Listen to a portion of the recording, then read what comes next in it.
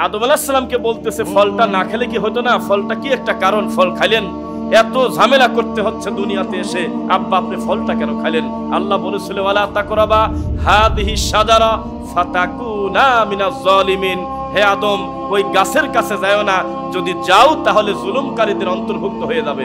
আছে নাকি কোরআনের সূরা বাকারা? তা আপনি গাছের কাছে গেলেন কেন? বাহ্যিকভাবে মনে হচ্ছে ছেলে মনে হয় জয়ী হয়ে যাবে, বাপ মনে হয় হেরে যাবে, কিন্তু পরিস্থিতি জটিল, উল্টে গেছে। এখানে আদম নবী জয়ী হয়ে গেল। আদম নবী বলতেছে এক, এটা আমার তাকদির, শেষ। এটা কি তাকদির? দুই, আমার গুনাহ যে ক্ষমা হয়েছে, তুমি কি তাওরাত পড়ো নাই? সুবহানাল্লাহ। আমাদের বাপ চাচারা হলে লাঠি নিয়ে বের হতো না? আপনি খালি মুখ দিয়ে একবার বলেছেন যে হাদি সাহেব আপনার প্রতি শ্রদ্ধা রেখে বলতেছি আপনার লুঙ্গিটা টাকনুর উপরে পরেন, দেখবেন তার চেহারার দিকে তাকানো যাচ্ছে না। আপনি একজন নামাজি ব্যক্তিকে বলতেছেন এই পবিত্র মুখে জর্দা খাচ্ছেন কোন হিসেবে, মুখে গুল নিচ্ছেন কেন, তাহলে দেখবেন তার দিকে তাকানো যাচ্ছে না। একটা ভালো লোককে যদি বলেন আপনার তাসবিহ দানায় সুবহানাল্লাহ বললে পাপ হবে, এমন কথা আমরা কেউ বলি নাই। তবে আমার নবী যেহেতু হাত দিয়ে গুনেছে, তিনি বলেছে শুধু আঙুল দিয়ে নয়, এই আঙুল বিচারের মাঠে তোমাদের পক্ষে সাক্ষী দেবে। সুবহানাল্লাহ। তখন এই ভুলটা সংশোধন করানোর নিয়তে বলার কারণে আপনাকে জবাব দেবে তুমি সরে যাও, তুমি হলো ইহুদির দালাল। এটা হলো সেই জাতি।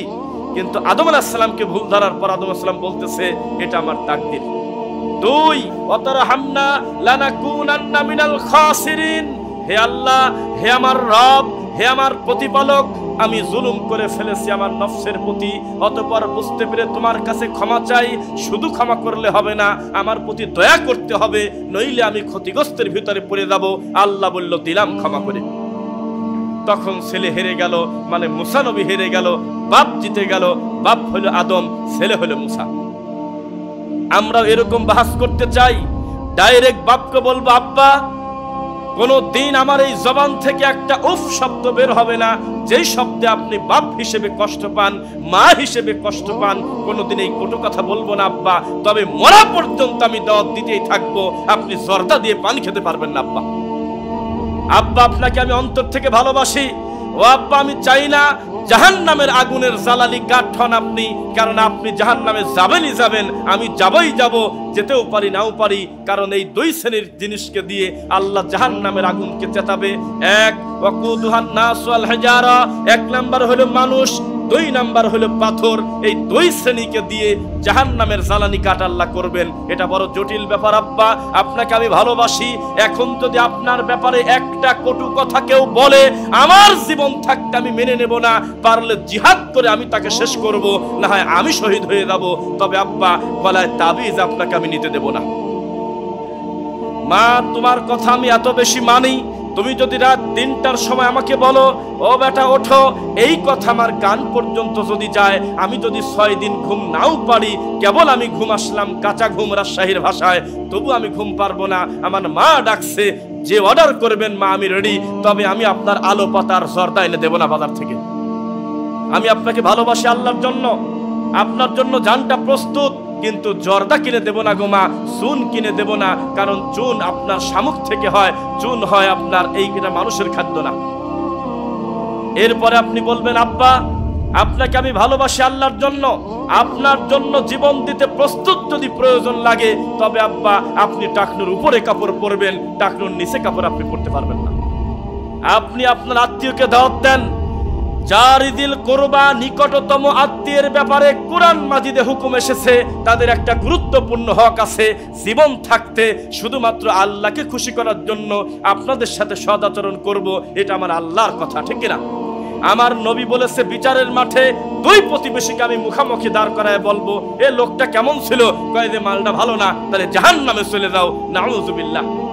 প্রতিবেশী একটা গুরুত্বপূর্ণ ব্যাপার, অথচ এই প্রতিবেশীকে আপনি বলবেন আপনাকে আমি ভালোবাসি, তবে আমার বউকে আপনাকে দেখতে দেব না। আপনাকে আমি অন্তর থেকে ভালোবাসি, কিন্তু আমার মাকে দেখা আপনি আমার চাচা, এটা বৈধ না। তাই আপনার বাড়ি আর আমার বাড়ির মাঝখানে 100 বছর ফাঁকা ছিল, আমি এখন সুন্দর করে টিন দিয়ে বেড়া দিয়ে দেব। আপনাকে আমি ভালোবাসি, সেজন্য বলতেছি 2 পা ঘুরে পিছন দিয়ে চলে যান, আমার বাড়ির মাঝখান দিয়ে আপনাকে আমি যেতে দেব না। তাতে রাগ আপনি যতই করেন আমার কিছু করার নাই, আমি আপনাকে ভালোবাসি। আপনি আপনার বোনকে বলেন, শোনো, আমার দায়িত্বে থাকা অবস্থায়, আমার জিম্মাদারিতে থাকা অবস্থায় আমি তোমাকে পর্দাতে রাখার চেষ্টা করেছি, কিন্তু যার বাসায় তুমি বিয়ে হয়ে গিয়েছো, তাকদীরের বিষয়, এ হলো সুদের ব্যবসা করে, এ হলো ঘুষের ব্যবসা করে খায়, এ হলো অন্যায়কারী, কিন্তু তুমি অর্ধ উলঙ্গ হয়ে আমার বাড়িতে আসতে পারবে না বোন। আমি তোমার রক্তের ভাই, বোরকা পরেই তোমাকে আমার বাড়ি আসতে হবে, তোমাকে ভালো ব্যবহার করতেই হবে, নইলে তোমার আসা যাবে না। আপনি মাকে বলে দেন, হাদিসের রাবি হলো আলী রাদিয়াল্লাহু আনহু, আল্লাহর নবীর কলিজার টুকরা, সবচেয়ে দামি সাহাবীর প্রথম সিরিয়ালের একজন, এবং আমার নবীর চাচাতো ভাই এবং আমার নবীর জামাই। মিথ্যা? মিথ্যা না সত্য? তিনি বলেছেন, তাকান আমার দিকে, লা তাআতা লিমাখলুকিন ফি মাসিয়াতিল খালিক।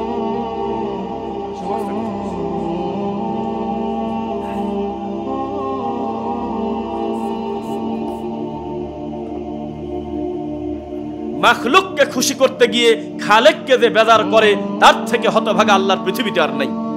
আমার খালেককে আমি খুশি করব, এলাকার সবার হাতে বালা, আমি বালা নেব না। এলাকার সবাই তাবিজ গলায় নেয়, আমি তাবিজ গলায় দেব না। অধিকাংশ মসজিদের ইমাম জর্দা খায়, আমি খাবো না, কারণ আমি আমার আল্লাহকে ভয় করি।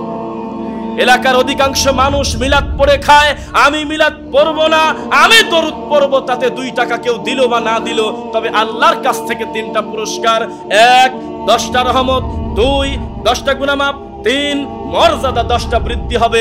তবে মিলাদ পড়ে আমি আমার পরকাল হারাতে রাজি না।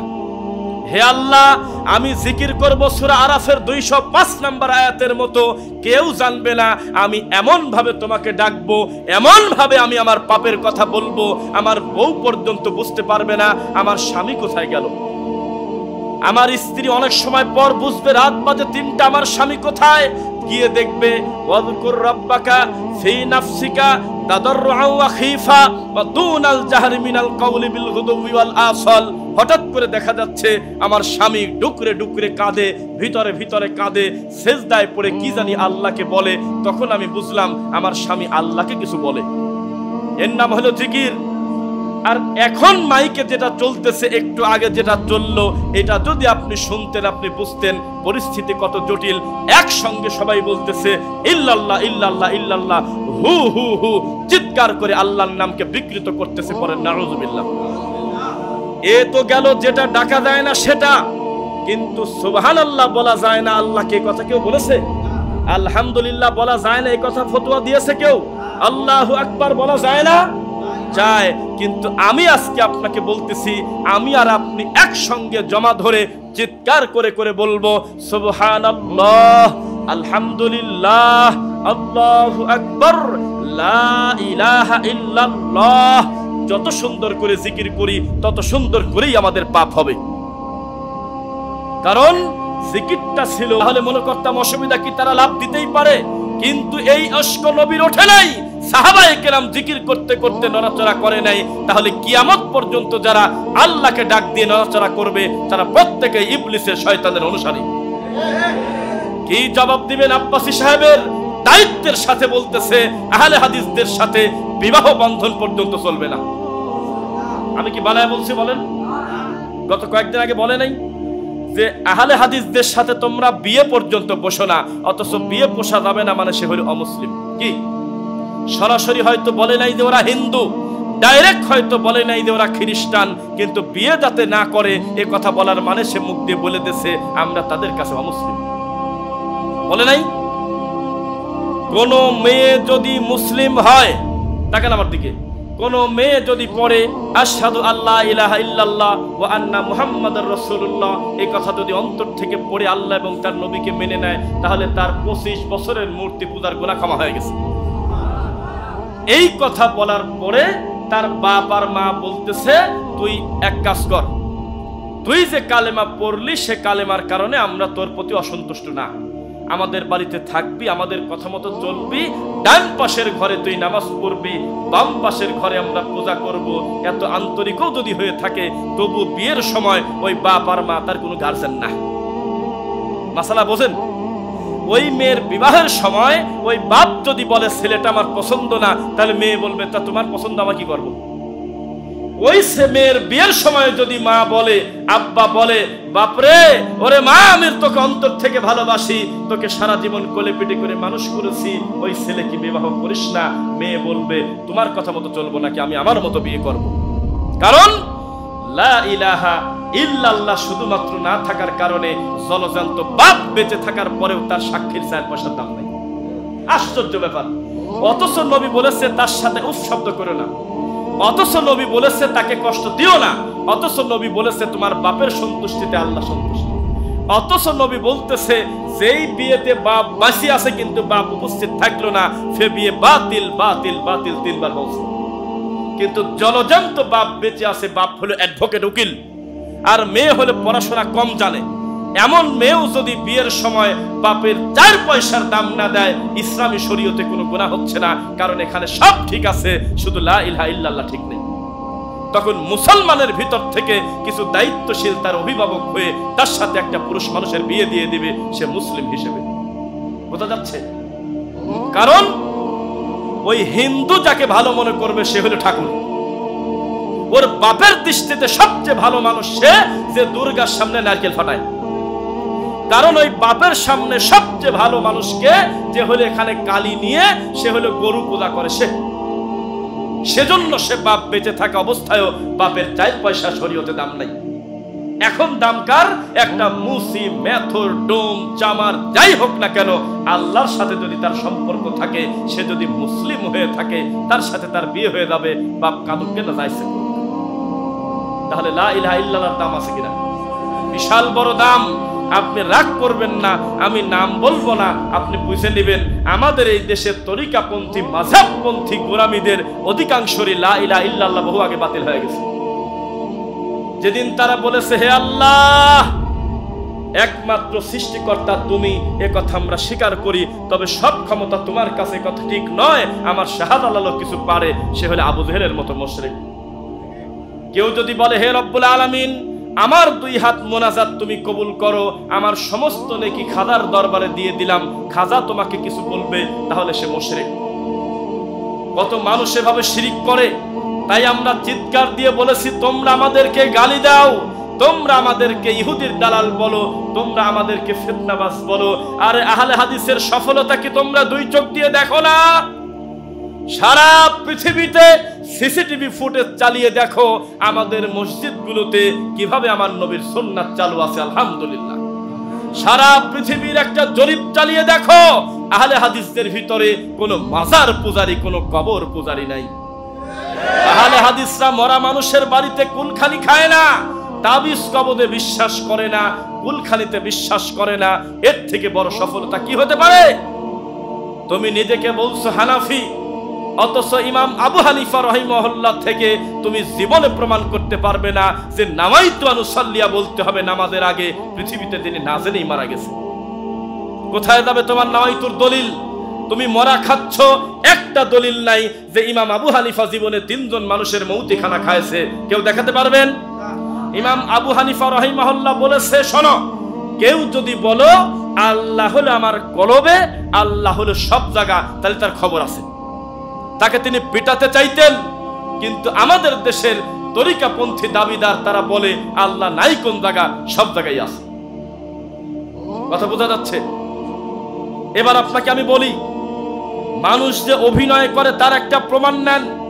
আমরা বলেছি ওদিকে পুঠিয়া থেকে, এদিকে চাপাই থেকে, রাজশাহী থেকে বিভিন্ন মানুষজন এই গরুহাটে মনে করেন আসে, আন্দাজে ব্যাপারীদেরকে ধরে ফেলেন। গরু বিক্রি করতে আসছে, তাদেরকে বলেন গরুটা বাঁধো, 5 মিনিট সময় দেব, 5 মিনিটের ভিতরে 2টা কাতার করো, 1 আহলে হাদিস, 2 হানাফি, এই 2টা সিরিয়াল করো, কাতার করো, আমরা একটু কারণ আছে দেখবো। কেউ লুঙ্গিতে হাত দিবে না, স্টিল যাকে যেভাবে আছে ওইভাবে দাঁড়িয়ে থাকো। কয়টা টাকনুর নিচে কাপড় আছে, আর আহলে হাদিস সিরিয়াল করে দেখো আসলে প্রকৃত অর্থে আল্লাহকে ভয় পায় কি? যে বলবে যে আমি আহলে হাদিস, তুমি বুঝে নেবে কোনো না কোনো বিশেষ কারণ আছে, নইলে ও স্বীকারই করতো না আমি আহলে হাদিস। ওর দাঁত যদি লাল থাকতো, ওর যদি জর্দা দিয়ে পান খাইতো, টাকনোর নিচে যদি কাপড় থাকতো, হাতে যদি তাবিজ বালা থাকতো, ও আহলে হাদিসের বুঝ থাকলেও স্বীকারই করতো না যে আমি আহলে হাদিস। তুমি কি পার্থক্য বোঝো না? তুমি সিরিয়াল করে দাঁড় করায় দেখো, তোমাদের মুখের দাড়ির অবস্থা দেখো আর আহলে হাদিসদের একটা অবস্থা দেখো। সবাই আমি তা বলবো না, তবে সিরিয়াল করতে গেলে আসমান জমিন পার্থক্য হবে তোমাদের সাথে। কিছু না কিছু কারণ আছে। এলাকায় তুমি দেখো, তদন্ত করো যুবক ছেলেদের, তোমার মাযহাবের তোমার তরিকার ছেলেরা 2 বেলা গাঁজা খাচ্ছে, 1 বেলা ভাত খাচ্ছে, তুমি নিবা কত? কিন্তু আহলুল হাদিসের অনুসারী তরতাজা যুবক ছেলে, সে কঠিন পরিস্থিতিতে থাকার পরেও এখনো পর্যন্ত সে জর্দা দিয়ে পান খায় না, সিগারেট বিড়ি খায় না। কিছু না কিছু পার্থক্য আছে, তোমাকে জানতে হবে।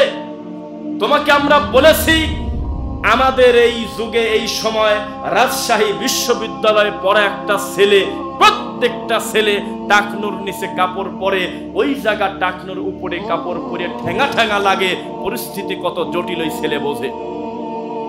যেখানে সকাল বিকাল 2 বার ক্লিন শেভ হয়, মনে হচ্ছে এটা মনে হয় ফরজে আইন, নইলে মেয়েদের সামনে যাওয়া যাচ্ছে না। শিক্ষক পর্যন্ত যেখানে ক্লিন, ছাত্র তো বহু দূরের কথা। সেই জায়গায় দাড়িটাকে নিজের গতিতে ছেড়ে দেওয়াটা কত বড় জিহাদ, তা তোমার হুজুর বুঝবে না? যারা বলে আমাদের নেশা করতে মন চায় না, এরা মিথ্যুক। চোখের সামনে কত নেশা করে, শুধুমাত্র আল্লাহর ভয়ে আমরা নেশা করি না। কিন্তু মানুষ হিসেবে অনেক সময় আমাদের মন চায়, ওরা খাচ্ছে আমরাও মনে হয় খেতে পারতাম, তবে আমাদের বাধা হলো আল্লাহর ওহী। একসাথে 30টা মসজিদের ইমাম, 28টা মসজিদের ইমাম হলো তাবিজ ব্যবসা করে, বেতন 10,000, তাবিজ বেচে 30,000 টাকা। অথচ আহলুল হাদিস মসজিদের ইমাম যে, তার ওই ধরা টাকায় 1 টাকা বাড়েও না কমেও না, বেচারা সারা বছর উপরে 2টা টাকা ইনকাম নেই।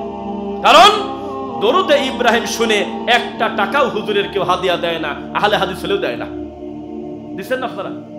যে আহলে হাদিস মসজিদের ইমাম বা শেখ জালালউদ্দিন জুমার খুতবার শুরুতে বলেছিল, আল্লাহুম্মা সাল্লি আলা মুহাম্মাদ ওয়া আলা আলি মুহাম্মাদ কামা সাল্লাইতা আলা ইব্রাহিম ওয়া আলা আলি ইব্রাহিম ইন্নাকা হামিদুম মাজিদ। সুন্দর করে পড়ার কারণে একটা মুসল্লি সহ্য করতে না পেরে 1000 টাকা দিয়ে দিয়েছে। বলুক তোমার সামনে, যা বেতন তাই থাকবে।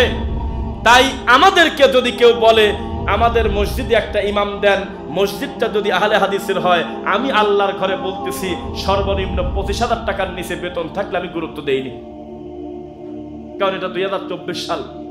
আমি আমার যে ভাইকে আল্লাহর ঘরে দায়িত্ব দেব, তার তাবিজ বেচা বন্ধ, মিলাদ পড়ে খাওয়া বন্ধ, মৌতে খানা খাওয়া বন্ধ, কুলখানি বন্ধ, দুনিয়ার হারাম রোজগার লোকটার বন্ধ।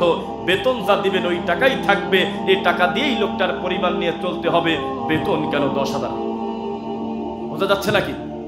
অথচ বেদাতি হুজুরের চিন্তা নাই। নিচে নামতে নামতে নামতে নামতে নিরীহ 6 মাসের বাচ্চাকে পর্যন্ত তাবিজ দিচ্ছে। অপরাধ হলে বাচ্চা কাঁদে কেন? এই গরু, এই 6 মাসের বাচ্চা, ওর কান্না ছাড়া তো ভাষাই নাই। কথা কয় না? আমি একটা হাফিজিয়া মাদ্রাসার শিক্ষক ছিলাম 2015 সালে। আমার কাছে একটা মহিলা 8 মাসের বাচ্চা নিয়ে আসছে। তার সমস্যা হলো বাচ্চা খালি কাঁদে। আপনি একটা তাবিজ লিখে দেন, ডাইরেক্ট বলছে। টাকা আসে না, বড় কথা না, আমি একটা তাবিজ লিখে দেন, আমার মন চাইছে আপনার হাতে একটা তাবিজ দিবেন। অত ভালো আমি ছিলাম না, রং নাম্বারে ছিলাম, তবে তাবিজের বিপদ থেকে আল্লাহ আমাকে হেফাজত করছিল, আলহামদুলিল্লাহ। আমি জানতাম যে তাবিজ পাপ। তখন আমি বললাম যে আর কয়টা দিন সময় নেন। কিসের সময়? বললাম যে আগামী 7 দিন দেখবেন, আমি কিছু পড়ে ঝাড়িয়ে দেব। যদি দেখেন আগামী 7 দিনের ভিতরে তাও কাঁদে, তাহলে আর আসবেন না। আর যদি দেখেন যে হাসে, তাহলে নিয়ে আসেন। তখন ওই মহিলা বললো, আপনি কি আর কি করেন আমার সাথে? একটা বাচ্চা, ছোট বাচ্চা হাসবে কেন? আমি বললাম আমিও তো তাই বলি। ওর কান্না বাদ দিলে তো কিছুই থাকে না। ওর ব্যথা লাগলে কাঁদে, ক্ষুধা লাগলে কাঁদে, বোঝা লাগলে কাঁদে, বসে থাকলে কাঁদে। তাবিজ দেবো কোন জায়গা? ছোট বাচ্চা, 6 মাসের বাচ্চা কারণ ছাড়া খালি হাসে, 24টা ঘন্টা খালি হাসে। তখন আমরা তাবিজের ব্যাপারে আলোচনা করতাম, ব্যাপারটাকে হাসে কেন? এই বাচ্চা তো কাদার কথা। মানুষ মানুষ, কত ভণ্ড। তখন আমি মহিলাকে বললাম, আপনার কি মনে পড়ে কয়েকদিনের ভিতরে আপনার শাশুড়ি অথবা আপনি মাগরিবের আযানের সময় বাস থেকে বাইরে নিয়ে গেছিলেন? কয় হ্যাঁ মনে পড়ছে। আমি মাগরিবের সময় তাড়াহুড়া করে মুরগি ধরতে যাই, আমার বড় মেয়ে করে করে করে উঠানে করে। আমি বললাম যে জিন আসর করছে। জিন, এটা ঠাট্টা কথা না, নবী বলেছেন আল্লাহর কসম, তোমাদের বাড়ির ছোট বাচ্চাদেরকে খবরদার, তোমরা সন্ধ্যার সময় মাগরিবের সময় খোলা মাঠে তাদেরকে ঘোরায়ও না। বমি করবে, অস্বাভাবিক হবে, চোখ মনে হয় উল্টে যাচ্ছে, চিৎকার করবে, এটা হবেই হবে। তখন আমি বললাম, তুমি আয়াতুল কুরসি পড়ো, তুমি পড়ো আউযু বিকালিমাতিল্লাহি তাম্মা মিন কুল্লি আইনিল লাম্মা, তুমি সুন্দর করে পড়ো আউযু বিল্লাহি মিনাশ শাইতানির রাজিম, আল্লাহর কাছ থেকে প্রার্থনা করো, ইনশাআল্লাহ তোমার বাচ্চা ভালো হয়ে যাবে। তার মনের কাছে ভালো লাগে নাই, চলে গেছে একটা কামেল মাদ্রাসার অধ্যক্ষের বাড়িতে। অধ্যক্ষ হলো 1020 টাকা নিয়ে একটা কড়াই পরে দিয়েছে। কড়াই চেনেন? যেই কড়াইতে তরকারি রান্না করে, পাতিল নাকি, সেই পাতিলের অপোজিটে কালি দিয়ে উনি কি জানি আঁকায়ে বলছে 11 দিন রোদে রাখবে, শনিবার মঙ্গলবার 3 নিঃশ্বাসে এই করো সেই করো, ভালো হয়ে যাবে বাস। এই কুকাম কারা করে? যত মরা মানুষকে নিয়ে ব্যবসা করে তারা নিজেদেরকে হানাফি বলে। আমার লজ্জা করে, এত বড় দামি মানুষের নাম তারা নেয় কোন মুখে? এটা তো লজ্জার কথা। কুষ্টিয়া ভেড়ামারাতে আছে ঘোড়া পীরের মাজার। কি পীর? ঘোড়া পীর। মানে মানুষ নাই, ঘোড়া আছে নিচে, তার নামের উপরে মাজার হয়ে গেছে। এ জাতি কত বড় অসভ্য। অথচ এই ঘোড়া পীরের মাজারের খাদেমকে আপনি গিয়ে যদি বলেন তুমি কি আহলে হাদিস না হানাফি, বলবে হানাফি। শাহজালালের মাজারের খাদেমের কাছে আছে 30টা কাগজ। 30টা কাগজ দিয়েছে 30 জন মানুষ। কেউ লিখেছে আমার বাচ্চা প্রতিবন্ধী, 6টা বছর, তার জন্য দোয়া চাই। 1, 2 আমার মেয়ে হয় না, 3 ব্যবসায় বরকত হয় না, 4 বড় ভাইয়ের মেয়ে মারা গেছে, দোয়া করেন। 30টা রকমের 30টা কাগজ আছে। খাদেম পড়ে পড়ে শাহজালালকে শোনাচ্ছে আর একটা করে কাগজ ফেলে দিচ্ছে। এত বড় কুলাঙ্গারকে যদি জিজ্ঞাসা করেন যে তুমি কোন মাযহাবের, অন্তত আহলে হাদিস বলবে না, হানাফি বলবে। তুমি দেওয়ানবাগি চলে যাও, আরে দেওয়ানবাগি মরে গেছে, তাতে কি? দেওয়ানবাগির ছেলে তো আছে নাকি? দেওয়ানবাগির ছেলেকে যদি বলো তোমার বাপ বলেছে যে ফাতেমার স্বামী আমি, নাউজুবিল্লাহ, নাউজুবিল্লাহ বললেন না? তোমার বাপ মরার আগে বলেছে আমি আর আল্লাহ দুইজন তো না, এখানে যাকে দেখতেছো উপরে সেই আছে। এত বড় পাপ করার পরেও আপনি খালি মুখ দিয়ে বলেন তোমাকে 2টা চয়েস দেব, তুমি নিজেকে আহলে হাদিস বলো অথবা হানাফি বলো। হানাফি বলবে, আহলে হাদিস আর বলবে না। ইমাম আবু হানিফা এই কথা শিখে দিয়ে গেছে যে তুমি বলো আমি ফাতেমার স্বামী, নাউজুবিল্লাহ। আপনি যদি তাহেরির বাড়িতে চলে যান আর বলেন যে ছেলে ফেলে এখন আপনার মাধ্যমে যাত্রা থেকে মুক্ত হয়ে গেছে, আলহামদুলিল্লাহ, এখন আর ছেলে পেলে খুব একটা যাত্রা মঞ্চ করে না, তারা কষ্ট করে ওই টাকাটা খরচ করে আপনাকে নিয়ে আসে, কারণ ওখানে বাপ ছেলে সহ নাচা যায়। আপনি খালি মুখ দিয়ে বলেন আপনি হানাফি না আহলে হাদিস, ও বলবে আমি হানাফি। পৃথিবীর যত নোংরামি আছে, যত টুপি মাথায় দেওয়া বড় বড় পাপ আছে সমাজে, প্রত্যেক পাপের দাবি আমি হানাফি। অথচ ইমাম আবু হানিফা এই কথা শিখাই দিয়ে গেছে। ইমাম আবু হানিফাকে এই কথা শিখাই দিয়ে গেছে, আমার নামে ঘোড়া পীর, কুত্তা পীর, বিড়াল পীর, নারী ভুড়ি, খেতা বাবা, জন্ডিস বাবা, প্রত্যেকে তোমরা নিজেদেরকে হানাফি দাবি করো, এই কথা তিনি বলেন নাই। ওয়াজ শুনেছিলাম ছোটবেলায়, খাজা মঈনুদ্দিন চিশতি সম্ভবত, উনি নাকি ওযু করার জন্য পানি চাইছিল, গৌর গোবিন্দ দেয় নাই, ভুল হলে বলবেন। শেষ পর্যন্ত উনি এমন একটা দোয়া নাকি পড়ছিল, সমস্ত সাগরের পানি বদনার নদী চলে গেছিল। উনি নাকি আল্লাহু আকবার বলে গরু জবাই করার কারণে গৌর গোবিন্দ সহ্য করতে না পেরে মুসলমানকে হত্যা করেছিল, সেজন্য তিনি মরা পর্যন্ত গৌর গোবিন্দর বিরুদ্ধে জিহাদ করেছে। অথচ সেই লোকে আবার ওয়াজ করতেছে বাবা একটা ছেলে দাও। কই কিরে, কিসের সাথে কি?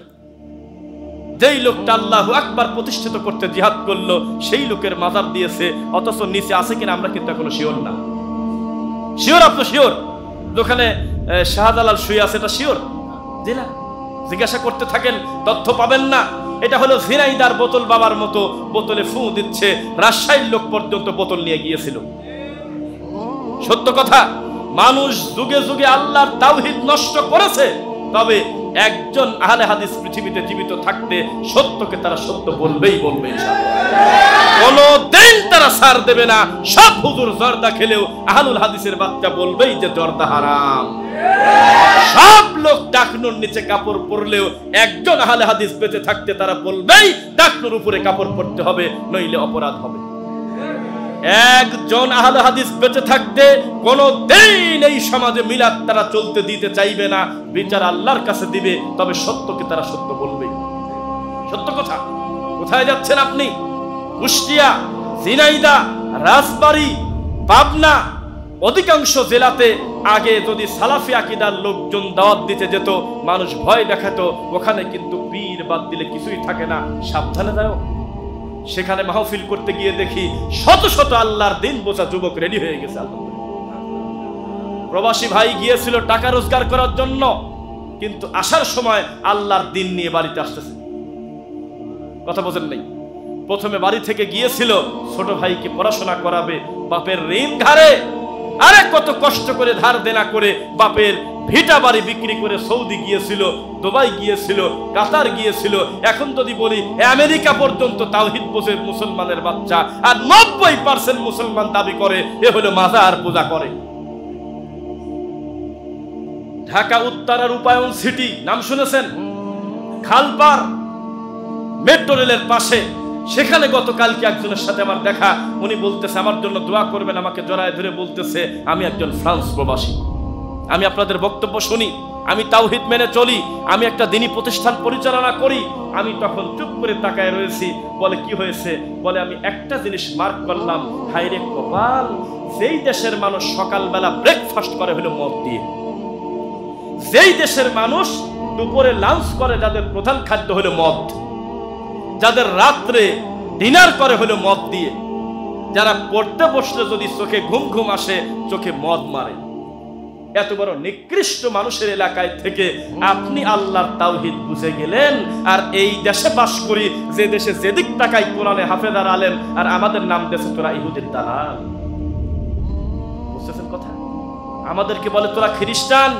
তাই আমি আপনার মুখের দিকে তাকাচ্ছি, ওরে ভাই আপনার মতো একটা তরতাজা যুবক ছেলে হাফ প্যান্ট পরে পরে ঘুরবে, কারণ দেশটাই তো হাফ প্যান্ট পরার দেশ। আপনি সিঙ্গাপুর থাকেন, ওখানে ছেলে মেয়ে ল্যাংটা হয়ে ঘুরবে, এটাই তো আশ্চর্য কথা। এমন একটা দেশে বাস করে আমার মতো লোকের বক্তব্য আপনার ভালো লাগে, অথচ আমার এই দেশে আমি চলাফেরা করি, কবর পূজারি আমাকে পেলে অনেক সময় মারিয়ে দিতে চায়। তাদের দৃষ্টিতে আমি খ্রিস্টান, তাদের দৃষ্টিতে আমি নবীর দুশমন, অথচ আপনি ল্যাংটা দেশে থেকে বুঝে গেলেন আল্লাহর তাওহীদের কত মর্যাদা। তার মানে আপনি ব্যথা পেয়েছেন দিনের জন্য। কইলে হ্যাঁ ঠিকই, আমি শুধুমাত্র নবীর সুন্নাত কায়দায় নামাজ পড়ার কারণে আমার মতো লোককে মসজিদ থেকে ডাইরেক্ট বের করে দিয়েছে, বলছে তুমি মসজিদে এসো না। আসেন এরকম যুবক? সমাজের মানুষ আজকে কিভাবে পাপ করে, আপনি কেন এটাকে ছোট পাপ মনে করলেন? সামনে আসতেছে রমাদান, এই লজ্জা কোথায় রাখবেন? মানুষ নবীর সুন্নাহকে কিভাবে হত্যা করে আমি যদি একটা একটা করে সিরিয়ালে বলি আপনি বুঝবেন। বাজে হলো 5টা 49, ক্যালেন্ডারে লেখা সূর্যাস্ত 5টা 49। এ কথা ক্যালেন্ডার লিখে দিয়েছে, আমার ঘড়ি বলতেছে, আমার আবহাওয়া বার্তা বলতেছে, সবাই বলতেছে 5টা 49 হলো সূর্যাস্ত। বুঝছেন? কিন্তু 5টা 49 যখন বেজেছে আমি একটু খেজুর গালে দিতে পারবো এই কপাল আমার নাই। সব লোক আমাকে বলবে এই বিয়াক্কিলি লোক, আর 5 মিনিট পারতা না? সারাদিন পারলে আর 5 মিনিট সহ্য হলো না কেন? কারণ নবীর সুন্নাহ হত্যা করার জন্য তারা ক্যালেন্ডারের ডান পাশে লিখে রাখছে রাজশাহীবাসীর জন্য 3 মিনিট যুক্ত করা হলো, সতর্কতার জন্য 4 মিনিট যোগ করা হলো। নাউযুবিল্লাহ মিন যালিক। অথচ নবী বলেছেন আমার উম্মতের ততদিন পর্যন্ত লা আফলাহা ইয়াউমাল কিয়ামা, তারা পরিত্রাণ পাবে না, তারা কল্যাণের উপর থাকবে ততদিন যতদিন তারা সময় মতো ইফতার করবে। কি সময়? তাড়াহুড়া করে ইফতার করবে, টাইম হলে আর কোনো সময় নেওয়া যাবে না। অথচ আমাদের দেশের হুজুররা টিটকারি করে আর বলে ওই দেখো একটা ওহাবি, ওই দেখো খেজুর গালে দেশে। চুপ করে ঘাপটি মেরে বসে আছে, নবীর সুন্নাত তারা মানে না। তারা বলতেছে সবচেয়ে বড় হুজুর হলো মাওলানা দেলোয়ার হোসেন সাইদি রাহিমাহুল্লাহ, কিন্তু আমল করার সময় মানে হলো দেওয়ানবাগিরটা। যেই বক্তব্য আমি আজকে দিচ্ছি 30 বছর আগে মাওলানা সাইদি সাহেব বলে গেছে, সাহারির সময় ডাকাডাকি করা যাবে না, চিৎকার করা যাবে না, আর আছে 10 মিনিট বলা যাবে না, আর আছে 5 মিনিট বলা যাবে না, সরাসরি আল্লাহর ঘরে আল্লাহর বান্দা আল্লাহু আকবার বলে আজান দেবে, তখন বুঝবে খাওয়ার টাইম শেষ। কই কোনোদিন তো তোমাকে মানতে দেখলাম না। এখনো মৃত সাইদির নাম শুনলে তোমার চোখ দিয়ে পানি চলে আসে, অথচ তুমি দেওয়ানবাগির চাইতে খারাপ। তুমি বলো আমি তাকে ভালোবাসি, অথচ তোমার গলায় তাবিজ। এ দেশে আমরা মিথ্যা কথা বলবো না, আমরা জানি কেউ কারো জনপ্রিয়তা কেড়ে নিতে পারে না। আজও পর্যন্ত মৃত সাইদি যে জনপ্রিয়, জীবিত কোন আলেম এত জনপ্রিয় এখনো হয়নি। এখনো যদি সারা বাংলাদেশের মসজিদের ইমামদেরকে একটা সিরিয়াল করেন, দেলোয়ার হোসেন সাইদিকে সবচেয়ে বেশি ভালোবাসেন কারা আর অন্যকে ভালোবাসেন কারা, ওই সিরিয়ালে লোকটা বেশি হবে। অথচ তিনি 40 বছর আগে চট্টগ্রামের মতো কবর পূজার এলাকায় চিৎকার দিয়ে বলেছিল শবে বরাত নাই, শবে বরাত নাই, শবে বরাত নাই।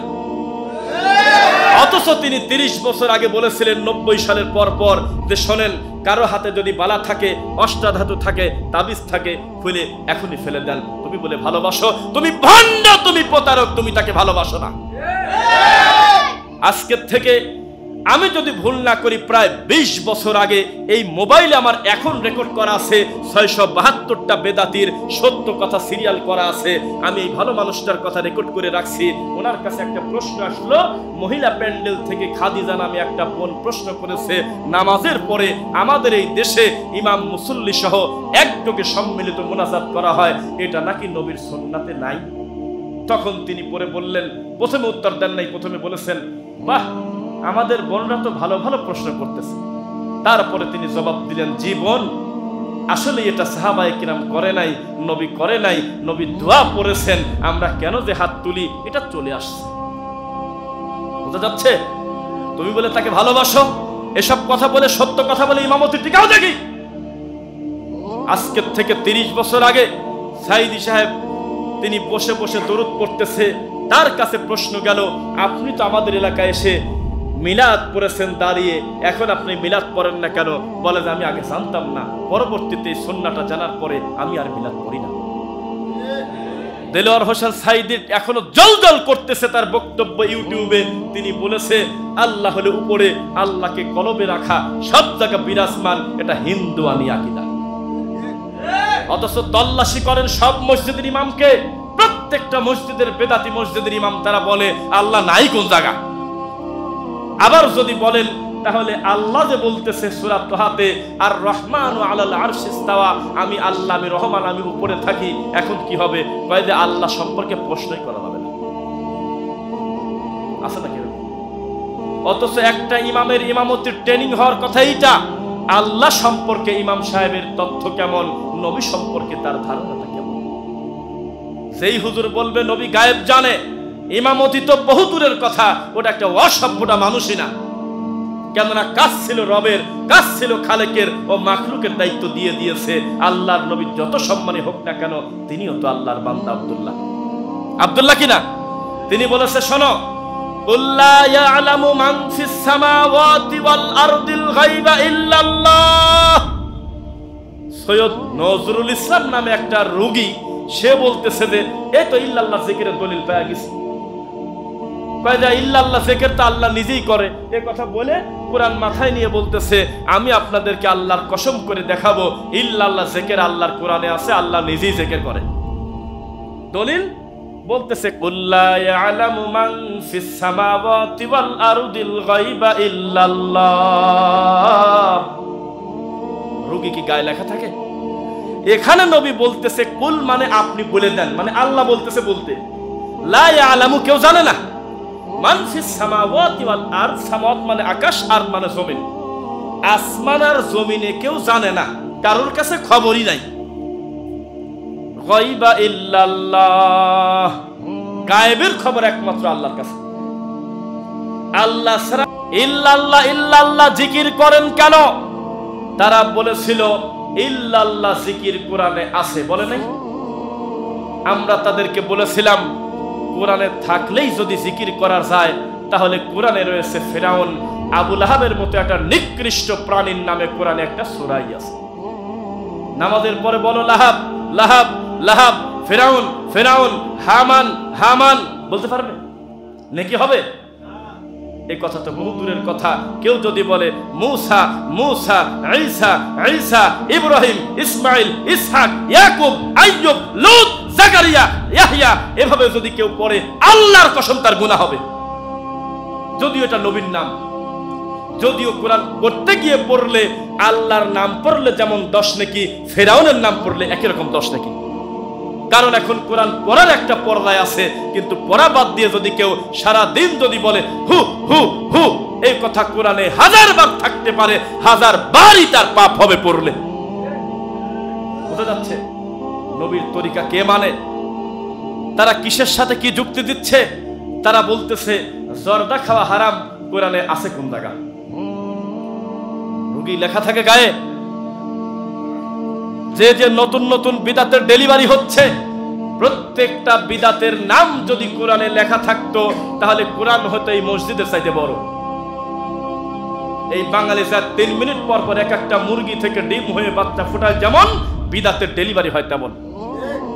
আরে ফরিদপুর ভাঙা পার হয়ে ওখানে একটা বিদাত ডেলিভারি দিছে, মরা মানুষকে দাফন করার পর মাইয়েতের কবরের উপর দাদা আদান দিচ্ছে। আদান দাও কে? কয়েকদিন নিচ থেকে বাসি বাসি ইবলিসকে সরা দেব, আর ফেরেশতারা এসে যাতে হিসাব করে ডিস্টার্ব যাতে না থাকে। দাদা মানুষের শরীয়ত নিয়ে গেছে মরা মানুষের কাছে। তবে এই জাতির কপালে কি আছে? আজকের থেকে 100 বছর আগে এই রাজশাহীবাসী, পুঠিয়াবাসী, দুর্গাপুরবাসী জীবনে শোনে নাই বানেশ্বরবাসী হাকিমপুর নামে কোন জর্দা দুনিয়াতে আছে, শুনছিলেন? আজকে থেকে 100 বছর আগে পৃথিবীর মানুষ কোনোদিন শোনে নাই রতন জর্দা নামে কোন জর্দা দুনিয়াতে আছে বা আসবে। আজকে থেকে 200 বছর আগে শোভা নামে কোন জর্দা পৃথিবীতে আসবে, পৃথিবীর মানুষ কোনোদিন জানে নাই, যে বানাইছে তার বাপও জানে নাই। আরো 20 বছর 50 বছর পর আরো কত কোম্পানি জর্দা বের করবে নামে বেনামে, মানুষ কিন্তু জানে না, আল্লাহ জানে। আল্লাহ জানে জন্যই যদি লিখতে হবে, আল্লাহ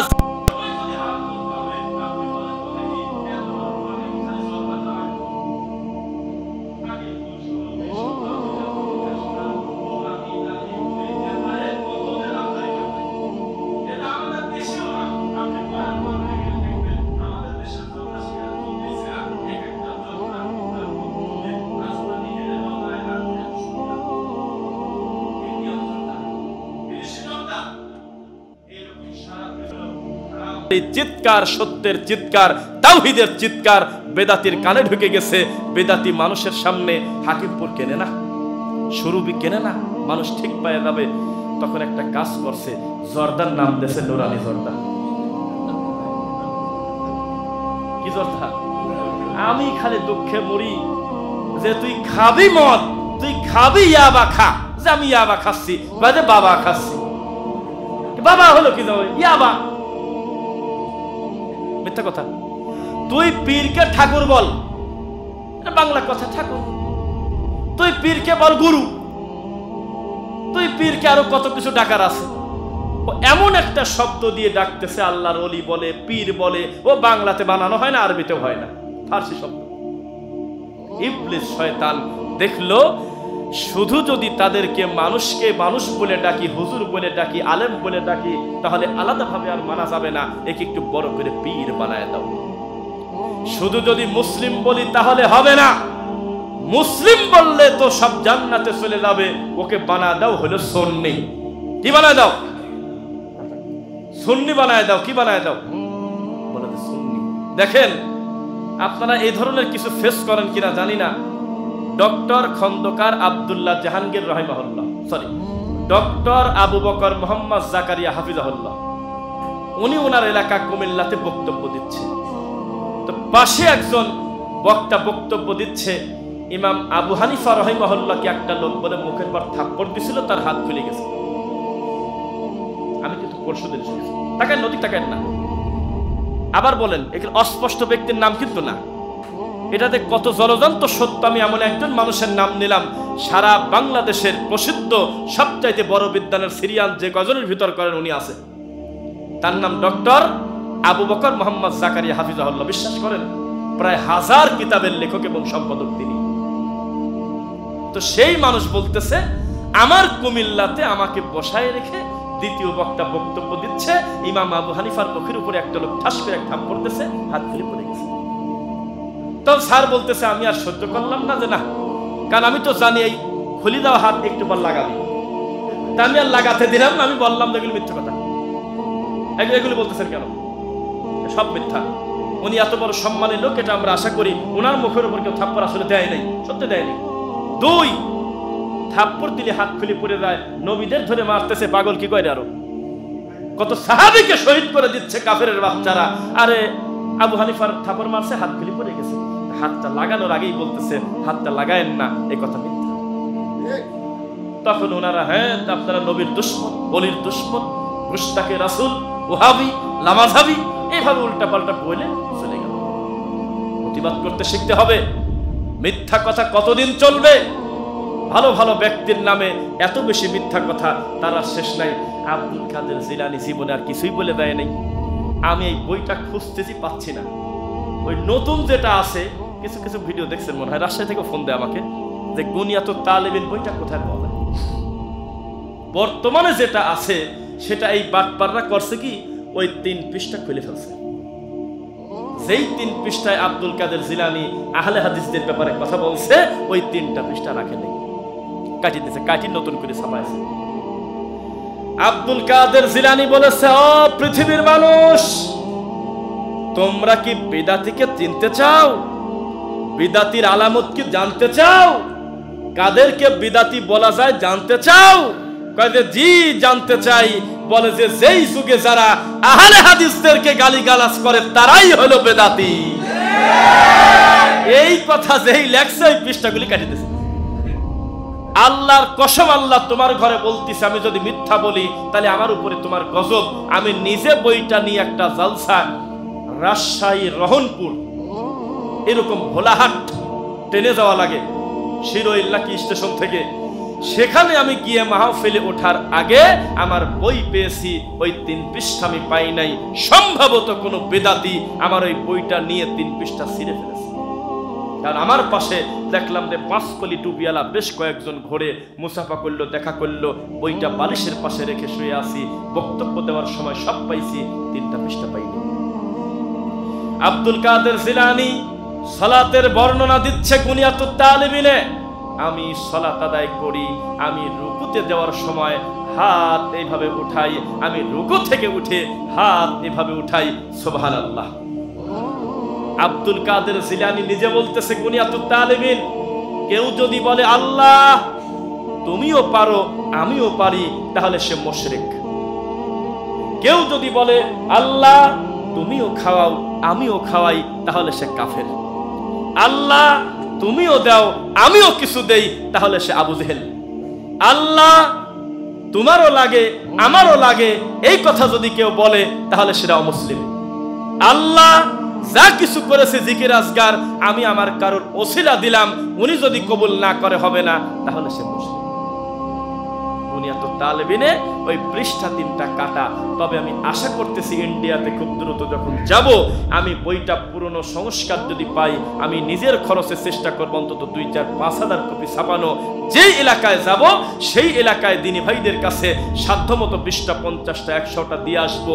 বেদাতির বলবেন সব চাইতে বড় ঠাকুরের নাম বল, পীর কি তোরটা বড় না আব্দুল কাদের জিলানী বড়? ও লজ্জা পেয়ে বলবে সি সি সি সি সি, এত বড় লোকের সাথে তুলনা হয় নাকি? আবার আমার পীরকে যদি বলেন যে তুমি বড় না জিলানী বড়, আপনাকে তো ধরে মারবে, কারণ সে হলো গাউসুল আজম। তার নাম নিলে আগুন পানি হয়ে যায়। সে হলো 18 পারা মায়ের পেট থেকে ডেলিভারি নিয়ে আসছে। সে হলো সাপকে মুরিদ করছে। তার নাম নিলে বিনা উযুতে আরে মাথা পড়ে যেত, উম্মত কমে যাবে। জন্য নবী বলছে আল্লাহ এভাবে যদি মাথা পড়তে থাকে তো উম্মত তো শেষ হয়ে যাবে, একটা করে চুল ফেঁসা দেন। বোঝা যাচ্ছে? একটা করে চুল খসায় দেন, তখন নাকি আমরা বিনা উযুতে যখন বলি আব্দুল কাদের জিলানী, তখন আমাদের একটা চুল অলরেডি পড়ে গেছে। যারা টাক তাদের অন্য কিছু পড়ে,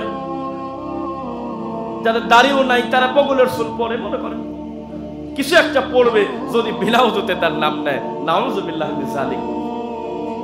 এত বড় মিথ্যা কথা যার প্রতি দেওয়া হয়, এই মানুষের থেকে বড় পীর পৃথিবীতে কেউ আছে এটা পীররা মনে করে।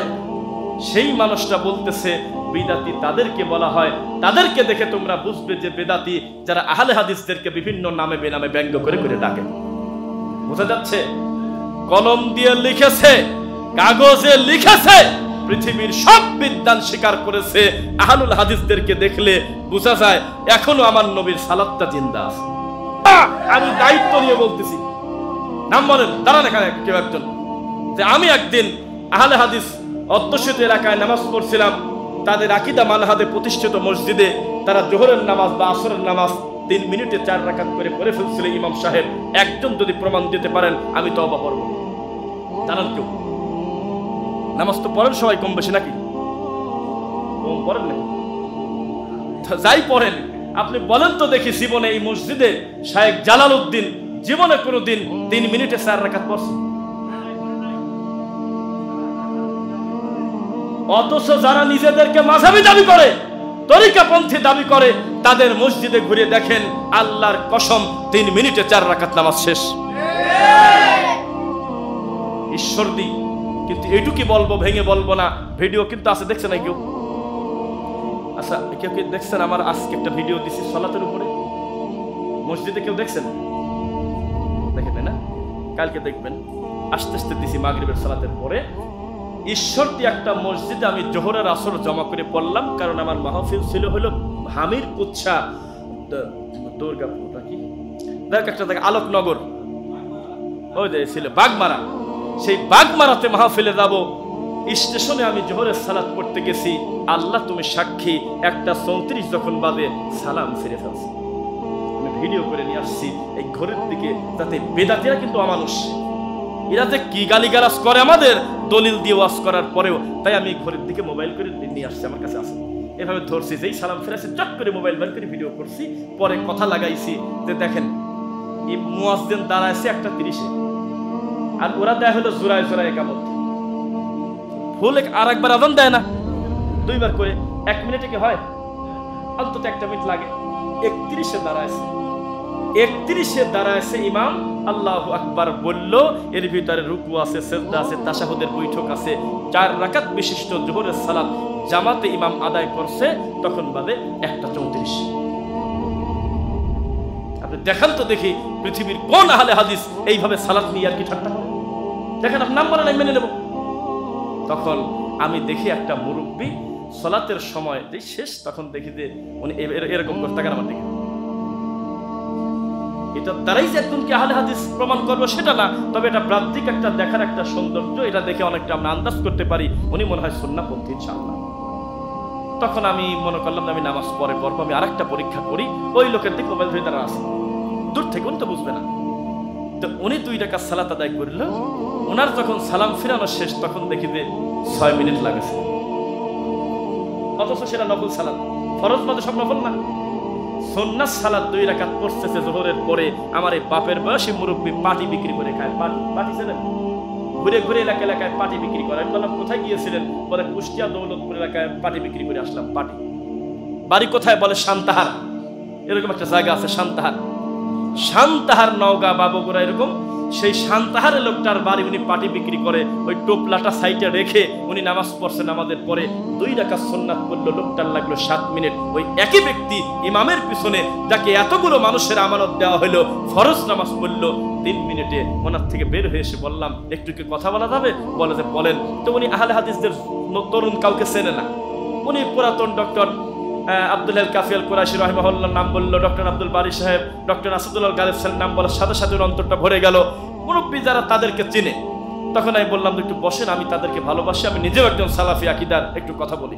বললাম আপনি কি বলেন তো দেখি, আজকে ওমর রাদিয়াল্লাহু আনহুর আদর্শের মানুষ যদি থাকতো, এই হুজুরকে কয় মিনিটের ভিতর মারিয়ে ফেলতো? তো উনি খুব দুঃখ করে বলতেছে, কাকে কি বলবেন হুজুর, আপনারা যেমন দেশ সফর করেন, আমিও তো পাটি বিক্রি করি, যেখানে নামাজের ওয়াক্ত হয় সেখানে দাঁড়া যাই, যে আমার নবীর সালাতকে তারা হত্যা করে ফেলছে। 4 মিনিট 3 মিনিটে যদি 4 রাকাত পরে রুকুর দোয়া কোথায় গেল? রুকু থেকে উঠে তাসবিহ কোথায়? 2 সিজদার মাঝখানে তাসবিহ কোথায়? তাশাহুদের বৈঠক কোথায়? এতগুলো দামি গুরুত্বপূর্ণ জিনিস নষ্ট করে ওই সালাতের কোনো জান থাকে? তখন আমি চ্যালেঞ্জ করেছি আজকে যে কমেন্টে আপনারা লেখেন অমুক আহলে হাদিস মসজিদেও তো 3 মিনিটে 4 রাকাত পড়া হয়, প্রমাণ যদি কেউ দিতে পারেন আমি ভিডিও ডিলিট করে দেব। এখন পর্যন্ত কোনো মায়ের বেটা দিতে পারে নাই, তবে সম্ভবত কিয়ামত পর্যন্ত দিতে পারবে না ইনশাআল্লাহ। সালাত নিয়ে ব্যঙ্গ করার মতো লোক আহলে হাদিসরা না। তারা নবীর কায়দায় সালাত পড়ে, তারা জানে কেরাত আমি একটু কম পড়লে হয়ে যাবে, তবে রুকুতে যায় শয়তানি করা যাবে না। তারা জানে সূরা ফাতিহা ঠিক রেখে আমি যদি একটা আয়াত পরেও রুকুতে চলে যাই আমার সালাত হবে, তবে সিজদায় গিয়ে মজা করা যাবে না, নবীর তরিকায় সিজদা দিতে হবে। 2 সিজদার মাঝখানে তারা বসে, সিজদা থেকে এক টানে ওঠে না, আগে বসে তারপরে ওঠে, এবং সালাত শেষ করার পরে ঘুরে বসে আমার নবীর তরিকায় তারা সুন্নতি দোয়া পড়ে 2 মিনিট হলেও। আর কত প্রমাণ চাচ্ছেন? আমি বলেছি সালাফি আকীদা মানহাজের হুজুরদের দাঁতগুলো দেখেন একটু, আপনি তো নোংরা, আপনি তো একটা আনসোশাল, আনকালচারাল ভাইরাস ম্যান, আপনি তো পাওয়ারলেস, আপনি ভ্যালুলেস, পাওয়ারলেস একটা মানুষ, আপনি মানুষই না। ভদ্রলোক আপনাকে দেখলে ঘৃণা করবে। একটা বিশ্ববিদ্যালয়ের শিক্ষক, সে যদি মনে করে আমি দিন ধর্ম প্র্যাকটিস করবে, এতদিন করি নাই, বেদাতি হুজুরের দাঁতের দিক তাকালে আর আগাবে না। দাঁত তরমুজের বিচির মতো, জর্দা মারতে মারতে দাঁত শেষ। এই খাটাস যদি পবিত্রতার ওয়াজ করে এই লোকটা শোনে, অথচ সব আহলে হাদিস আর তরিকাপন্থী হুজুরদের দাঁত চেক করা হোক, কার দাঁত চকচকা। দেখবেন যে 80% বেদাতি হুজুরের দাঁতের দিক তাকান যাচ্ছে না। রিসেট আপনার ভাষায় বলে খাটাস। এই খাটাস হয়েছে আল্লাহর ঘরে সবচেয়ে দামি জায়না আমাদের মালিক, যাকে আমরা এতগুলো লোক আমানত দিয়েছি। আপনি নামাজ পড়ান, আপনি যখন আল্লাহু আকবার বলবেন তখন আমরা হাত বাঁধবো, আপনি যখন সামি আল্লাহু লিমান হামিদা বলবেন তখন আমরা রুকুতে উঠবো, আপনি যখন আল্লাহু আকবার বলবেন তখন আমরা সিজদায় যাব, আপনি যখন সালাম ফিরাবেন তারপরে আমরা সালাম ফিরাবো। এই রোগী হলো জর্দাদি পান খায়। আরেকটা প্রশ্ন করি, এটা আমার কথা না, যাতে আমার বিপদ না হয়। ফেসবুকে দেখলাম, এটা জানেন আপনারা, ডাক্তাররা কিন্তু ওষুধ কোম্পানি থেকে হাদিয়া পায়। কথা কয় না? এটা অনুবাদ করেন না, আবার ভেজাল হতে পারে, থাক হাদিয়াই বললাম আরবিতে। ডাক্তাররা কিন্তু ওষুধ কোম্পানি থেকে কি পায়? হাদিয়া পায়। আর যদি বলেন ঘুষ পায় তাহলে আসতে বলবেন। আচ্ছা, ইঞ্জিনিয়াররা ঠিকাদারের কাছ থেকে হাদিয়া পায়। তারপরে যারা অন্যান্য খাতে আছে তারা অনেক সময় অনেক জায়গা থেকে, ও মাদ্রাসা আবার বাদ যাবে কি কামে, মাদ্রাসার শিক্ষকরা আর স্কুল কলেজের শিক্ষকরা আল ফাতা আল বারাকা প্রকাশনের কাছ থেকে কিছু পায়, যাতে অন্য প্রকাশনের মাল কিনতে না পারে, এই জন্য কিছু মাল পানি আগেই নিয়ে এনেছে শিক্ষকরা। তা এখন ভালো বলতে হবে না খারাপ বলতে হবে? এমনকি বলছে, শোনো, ওই সাজেশন ছাড়া অন্য কোনো সাজেশন যেন তোমাদের না দেখি। মিথ্যা বললাম না? ডাক্তারের রোগী কোন জায়গা গেল সেটা জানে না, তবে ভ্যাকসিনকোর ওষুধ তাকে লিখতেই হবে। ভ্যাকসিনকো রাগ করবেন না, আমি আন্দাজে নাম জানি ওইটাই বললাম। স্কয়ার হতে পারে অন্য আমাদের পাবনা, যেটাই হোক তাকে লিখতে হবে, কারণ তাকে একটা বড় অংশ টাকা দেওয়া হয়েছে। আমি জানি না কি পরিমাণ টাকা তামাকের মালিকরা এই লালমনিরহাট থেকে, নীলফামারী থেকে, কুষ্টিয়া থেকে এই জর্দাখোর হুজুরদের দেশে, আমি তা জানি না। আমার মনে হয় মুফতিরা ট্যাক্স পায়, ওর একটা অংশ পায়। বিড়ির ব্যবসা গেল, তামাকের ব্যবসা গেল, আপনারা হুজুররা একটু খাওয়া শুরু করে দেন, অ্যাডভার্টাইজ করেন। তাই তো রেজাউল করিম আবরার ইল্লাল্লাহ জিকির করা যাবে না এটা মানতে পারতেছে না। কোন দলিল না পায় সেদিন বলতেছে যে এলাকায় নাই সে এলাকারও চালু করে দেন। হাদিস হাদিস আছে তো, হাদিস কি সহিহ? হ্যাঁ সহিহ। কে বর্ণনা করছে? ইবলিস। শরীফ থেকে শরীফা ইস্যুতে কোন পীর ফকিরকে আমরা সামনে পাই নাই। অথচ এত বড় নোংরা নীতি আমাদের ছেলেদের বইতে পর্যন্ত ছিল। কোন পীর ফকির খানকা থেকে বের হয় নাই, তসবি নিয়ে হু হু হু হু করতেছে। মানুষ কত অসভ্য, কত রোগী। যে যে তরিকা করুক, এই শরীফ থেকে শরীফা ইস্যুতে প্রত্যেকটা আলেমের উচিত, তার হাত থেকে সবকিছু চলে গেলেও জুমার খুতবার মেম্বারটা যায় নাই, অন্তত সেখান থেকে সত্য বলা উচিত ছিল। কেউ বলে না, সব চুপ করে আছে। ক্লাস 6 না 5 দেখলাম 7 বইতে, ইসলামী সংস্কৃতি বা এরকম নামের ইতিহাসের বইতে একটা বাচ্চা হারমোনিয়াম বাজাচ্ছে আর একটা মেয়ে লাফ দিচ্ছে। পৃথিবীর কোন মাদ্রাসায় হারমোনিয়াম নিয়ে বাজায় এটা আমাদের জানা নাই। জানা আছে কি? তবে এখানে একটা দুঃখ, আপনাদের বসায় রেখে এটা দেখানো ঠিক হবে কিনা, তবে একটু দেখাই, একটু খেয়াল করবেন। তবে অনেকে সাক্ষী আছেন, এটা না দেখালেও হবে। সেটা হলো এই যে শরীফ থেকে শরীফা ইস্যু, ঘুমাইছে পুরুষ হিসাবে, ঘুম থেকে উঠে বলতেছে আমি তো মেয়ে হয়ে গেলাম, নাউজুবিল্লাহ। এটা শুরু হয়েছে কবে জানেন? এটার জন্য হুজুররাও দায়ী। বলবেন না হুজুররা দায়ী মানে? আপনি এখন আমি আপনাকে মাহফিলের পোস্টার দেখাতে পারবো। সেই পোস্টারে লেখা 3 সন্তানের জননী রাজিয়া বেগম এখন রাজ্জাক হয়েছে, পুরুষ হয়ে গেছে, আপনারা অমুক মাঠে চলে আসেন। লোকজন চলে আসছে, মহিলা থেকে বলে পুরুষ হয়েছে। এই নীতি তো তারাও শুরু করেছে। তৃতীয় লিঙ্গ আবার কে? নয় পুরুষ নয় নারী। আর মাঝামাঝি যেটা, সেটা যদি পুরুষের মতো হয় তো তার হুকুম পুরুষের মতো, নারীর মতো হলে নারীর মতো। তৃতীয় লিঙ্গ আবার কাকে বলে বোঝা যাচ্ছে না? তৃতীয় লিঙ্গ কাকে বলে? কত বড় বেহায়াপনা আমাদের এই সমাজে পর্যন্ত ঢুকে গেছে, এই ব্যাপারে কারোর কোনো মন্তব্য নাই। 14ই ফেব্রুয়ারি আজকে সারাদিন গেল নাকি? 14ই ফেব্রুয়ারি গেল না সারাদিন? গ্রামে থাকলে ফুল চুরি করছে, আর শহরে থাকলে 30 টাকার ফুল 250 টাকা দিয়ে কিনছে। আর একদিনে যত কন্ডম বিক্রি হয়েছে, একদিনে যত নোংরামি হয়েছে, একদিনে যত ব্যভিচার হয়েছে, 364 দিনে এত ব্যভিচার হয়নি। এই ব্যাপারে কোন বিদাতি হুজুর অত বেশি সিরিয়াস হয়েছে, কোন পীর ফকির তা আমাদের জানা নাই। এটা কত বড় বেহায়াপনা, কত বড় নোংরামি। বিশ্ববিদ্যালয়ের মতো প্রতিষ্ঠানের ড্রেনগুলো যে সাফ করে তাকে জিজ্ঞাসা করবেন কন্ডম গুলো কই পরিমাণ পাও, বুঝবে। এমনকি অ্যাবর্শনের বাচ্চা পর্যন্ত রাস্তায় পড়ে আছে।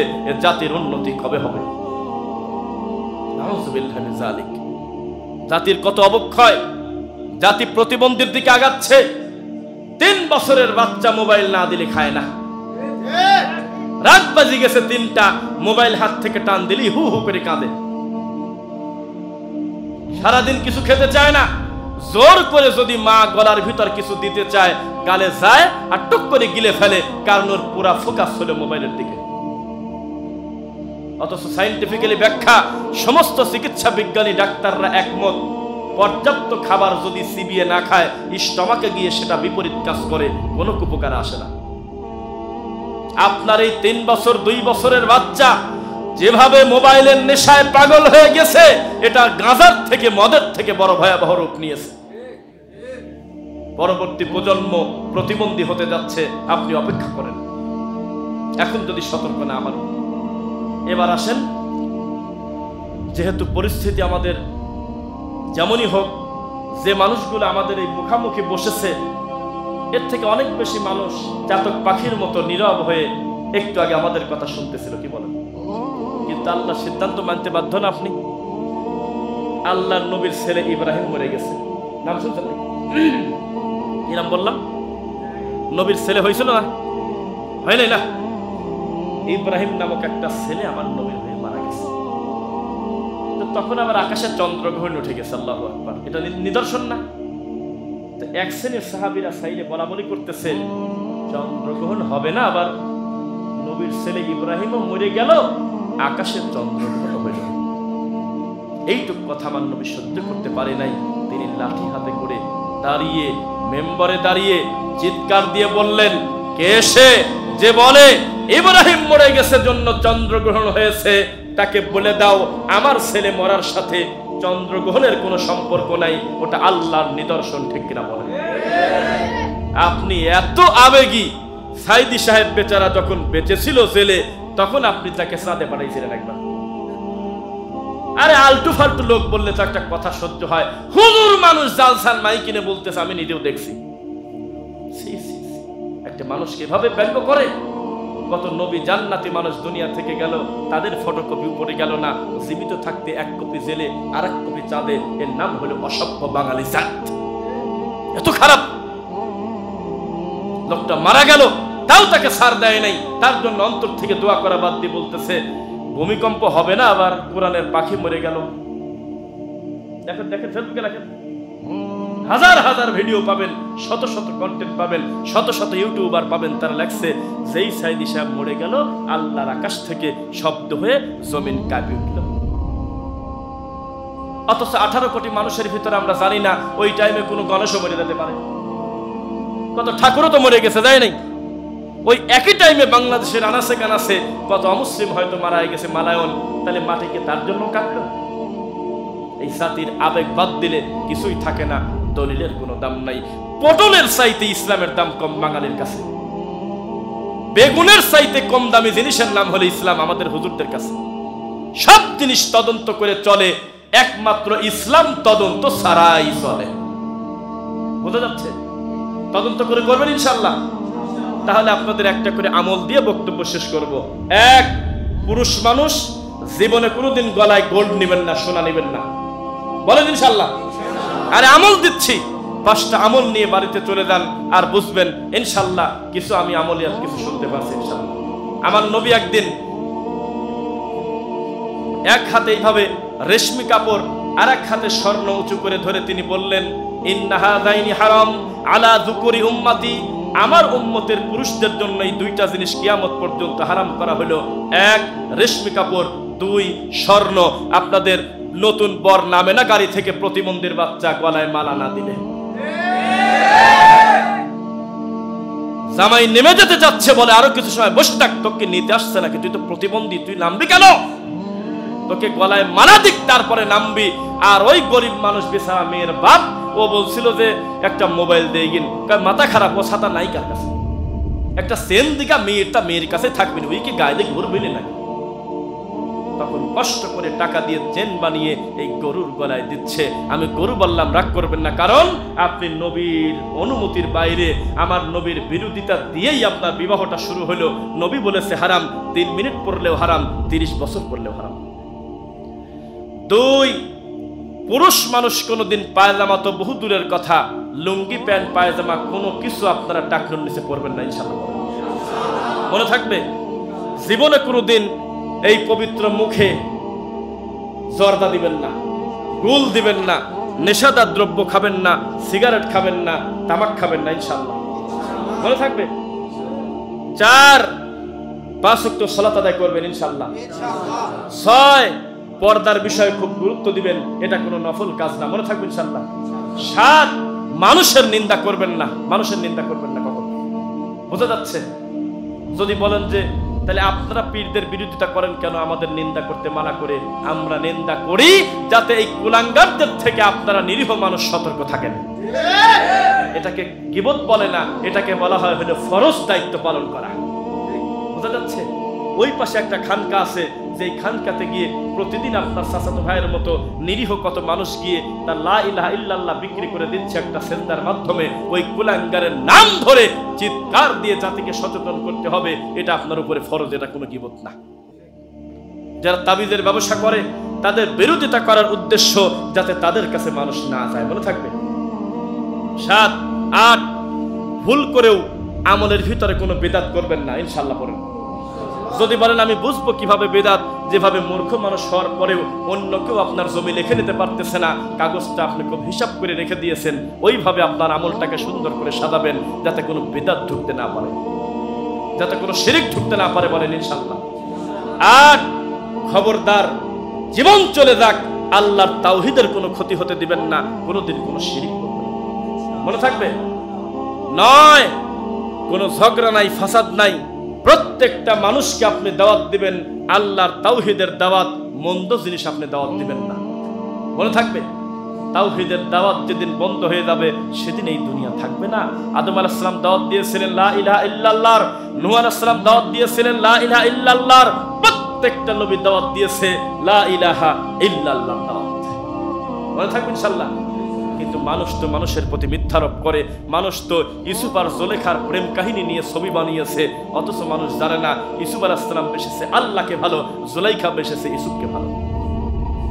অথচ এই দুইজনের একসাথে লাগাই দিয়ে তারা প্রেম কাহিনী বানিয়ে সিনেমা করে, আবার অনেক বই বিক্রি করে, যাত্রা মঞ্চ করে ইউসুফ জুলেখার নামে। আমাদের মেয়েরা বলে স্টার জলসা দেখলে পাপ হয়, ইউসুফ জুলেখা দেখলে তোর অসুবিধা নাই।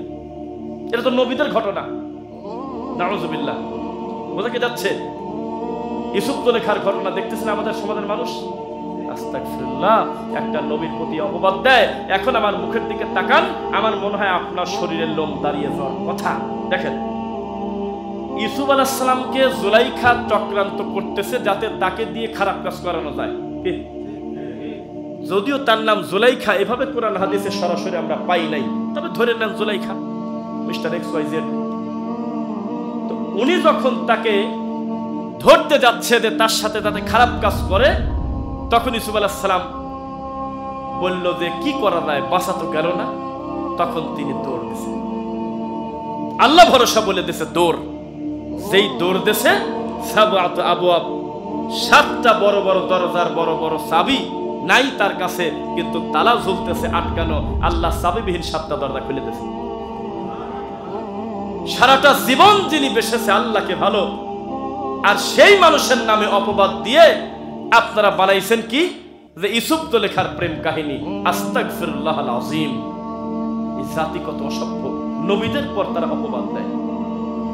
তো আল্লাহ সুবহানাহু ওয়া তাআলা আমাদের যেন তাওহীদ নিয়ে বাকি জীবন থাকার তৌফিক দেন। এখানে আমি দুই একটা কথা বলি, প্রশ্ন উত্তর এটা আমি একেবারে এড়িয়ে চলতেছি। এটা বিতর্ক হয়, হ্যাঁ না উত্তর দিতে গিয়ে বিপদ আরো বাড়ে। থাক, এটা দরকার নেই, এটা আলেমদের থেকে জেনে নেবেন। রাজশাহী চাপাইতে আলেম তৈরির ফ্যাক্টরি আছে, এগুলো বাড়াবাড়ি আমার কাছে দিয়ে আমাকে আবার ভেজালে ফেলেন না। দেখেন আমি এটা জবাব দিয়ে দেবো না, আবার আর একজন আবার আর এক কাহিনী করে দুইটা একসাথে লাগায় একেবারে আমার নারী ঘুরি টানি বাইর করবেন। আমি আপনাকে যেটা বলি, এখানে 2-4 মিনিট মাইকে যারা কথা বলেছেন, বিশেষ করে আমাদের শেখ জালালউদ্দিন হাফিজাহুল্লাহ সহ বুঝবে, মাইক যদি কণ্ঠ টানে, মসজিদের মাইকে কোনোদিন জালসার মাইকের মতো ওয়াজ করা যায় না।